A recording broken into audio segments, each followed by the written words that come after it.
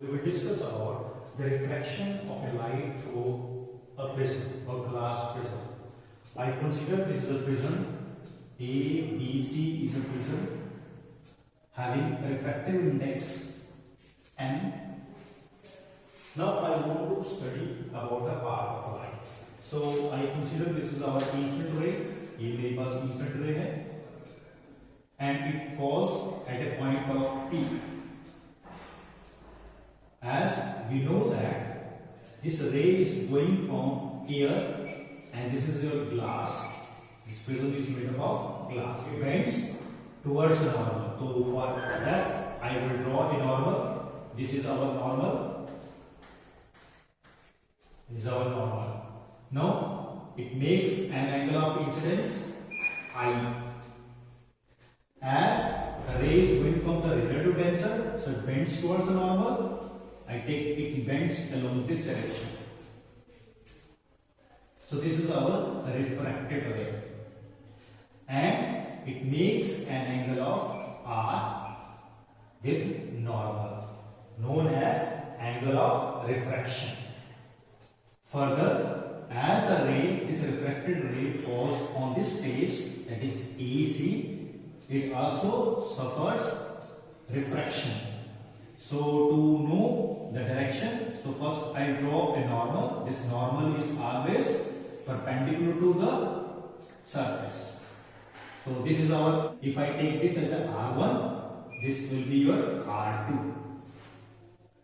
Now the ray is going from glass to here, so bends away from the normal. So it bends along this direction. It reflected along this direction, and it is coming out of the prism, so it is called as a emergent ray, and it makes an angle of E, that is known as the angle of emergence. If you see this carefully, your incident ray was moving along this direction, and your emergent ray is get tilted after passing through a prism. It get tilted along this direction. The ray is get deviated by this angle, and this angle is known as the angle of deviation. Angle of deviation is the angle by which your incident ray get deviated. Now I want to know this, what is this angle of deviation, and I want to calculate this in terms of angle of incidence and refractive index. So I take this as a P, this as a Q, this point as a Q, and I join this point also. I take this PQ, I take this as a R. We got first information, we got that key any ray falls on a prism, then it bends towards the base. अगर कोई रे prism से पास करती है तो वो bends कर जाती है बेस की तरफ. सो कितने एंगल से बेंड करती है? So I extend this one, so it bends by this angle, and this angle is known as the angle of deviation. So what is the angle of deviation? Angle made by the incident ray is our incident ray, and this is your emergent ray. दोनों कितना angle बनाते हैं? This angle is known as the angle of deviation, or the angle of deviation is the angle by which your incident ray get deviated when pass through a prism. Now to understand this term of angle of deviation, and I want to find out the angle of deviation. So for this case, I consider the first triangle in triangle PQR. Here, this is a P, this P point, this is Q, and this R point. If you this triangle, this angle is our delta. This angle is our delta. So this is what? This is our external angle. External angle is equal to sum of interior angle. I take this angle as an X and this angle as a Y. So from here you can see that the angle of deviation delta is equal to X plus Y. Now further, if you see this term here, this is our angle of incidence, and this is your total angle. both are vertically opposite angle, so must be equal. So this angle I must be equal to x plus r1. Getting the point? So here angle x will be equal to how much? From here you can see that angle x will be equal to I minus r1.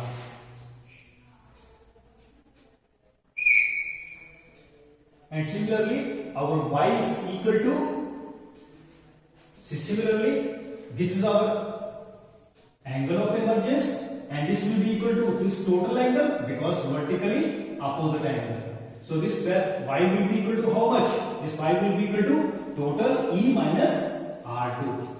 So y will be equal to E minus R2. Put both the value in this above equation. So what do we get? We get delta is equal to I minus R1 and plus E minus R2. So solving a little bit, I plus E minus R1 plus R2. So this is your angle of deviation. Now further if you solve, I take another one triangle, in triangle APQ. Now what is this APQ triangle? This one triangle. A, P and this Q. This one.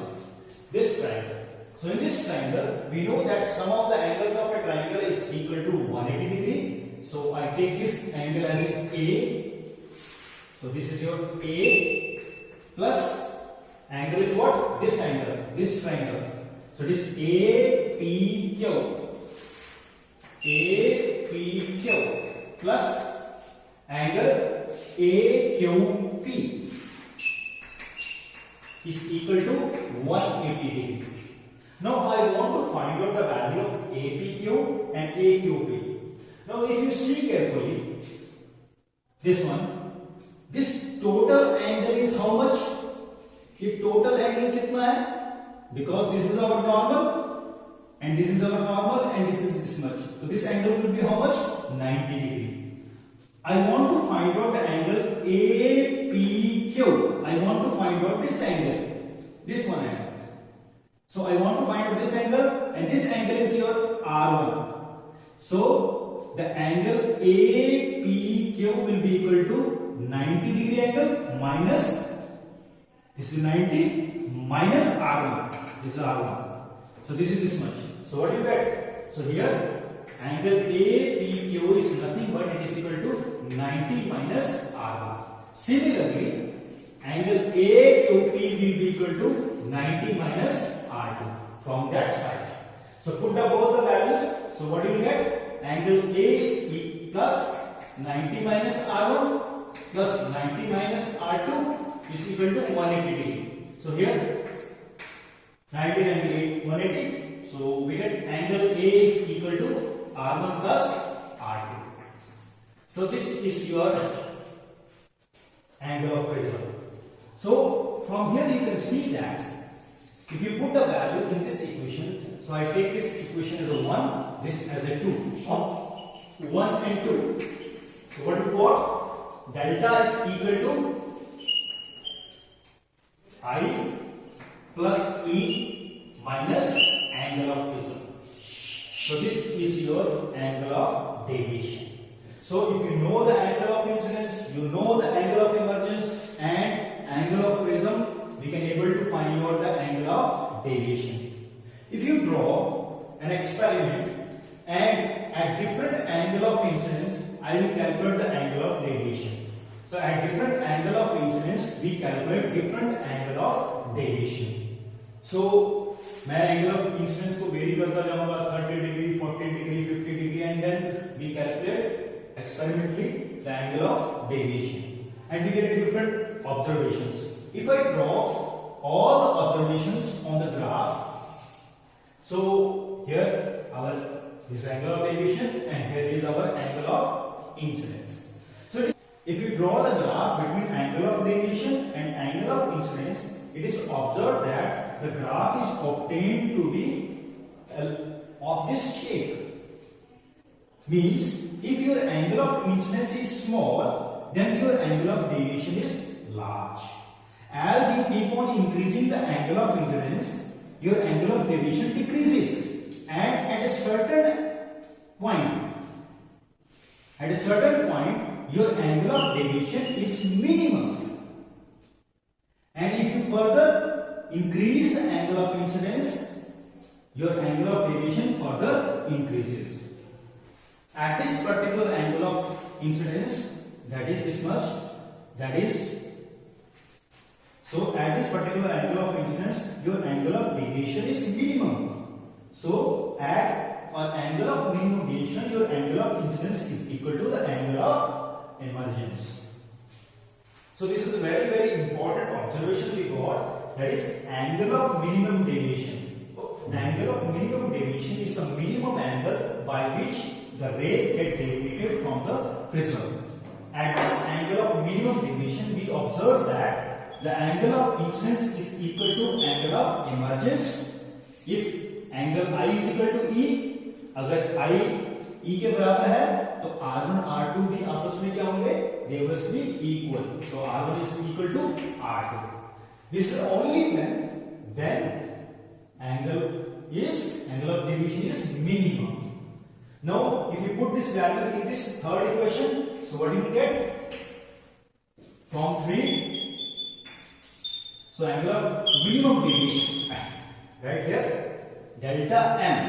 So here I plus E is also equal to I, so write I minus A. So solving a little bit, so what you get? 2I minus A. So this is your angle of minimum deviation in terms of angle of incidence and prism. Similarly, we know that angle of prism is equal to R1 plus R2. Angle and prism is equal to R1 plus R2. So R1 is equal to R2, so it is 2 times R1. So if you use the Snell's law, if you want to find out the refractive index of prism, use Snell's law. So what is Snell's law? Sine of angle of incidence, that is I divided by sine of angle of refraction, that is R1, is equal to the relative refractive index of glass, that is M, divided by the refractive index of here. I take it as a 1. Now from this equation I can able to calculate the value of I, and from here we can able to calculate the value of R1. From this relationship what get? I will be equal to how much? Delta plus delta M plus A divided by 2, and from here you can get what is R1? The R1 will be equal to how much? It is A by 2. Now put both the values in this equation. So what do you get? Sine of I, that is delta M plus A divided by 2 divided by sine of A by 2 is equal to refractive index of a prism. So this is your relationship between the angle of minimum deviation and the refractive index. So this is very, very important relationship. We should remember it. And whenever you want angle of deviation, minimum deviation is given to you, angle of prism is given to you, you can find out the refractive index, or both ways. Any one of the three, any two is given to you, you can find the third one. Now, if angle of prism is very, very small, अगर angle of prism बहुत छोटा है तो signs can be replaced, है ना? If angle of prism is small, sin theta can be replaced by theta. So what do you get from here? Delta M divided by A divided by 2 is equal to A by 2 equal to N. 1 by 2 can cancel out. So solving it, so this delta M will be equal to NA minus A. So delta M will be equal to N minus 1 into A. So this is another one relationship. The angle of minimum deviation depends on the two factors. The angle of minimum deviation depends upon the refractive index and angle of prism. So if question comes, on what factors the angle of minimum deviation depends? It depends upon the refractive index and it depends upon the angle of prism. So it depends upon the two factors. Don't use this formula, angle of minimum deviations. Because this formula is applicable only when theta is very, very small, or angle of prism is very, very small. Now, this is your all about this one. Further one point I want to make it here is, if this is your angle of incidence, this will be your angle of emergence. This will be. Similarly, if this is your angle of incidence, your angle of emergence will be this much, this one. If you keep on doing so, you will find that at this particular point of time, your angle, this is your angle of incidence, this will be the angle of incidence. So here, angle of incidence is equal to angle of emergence. Thank you.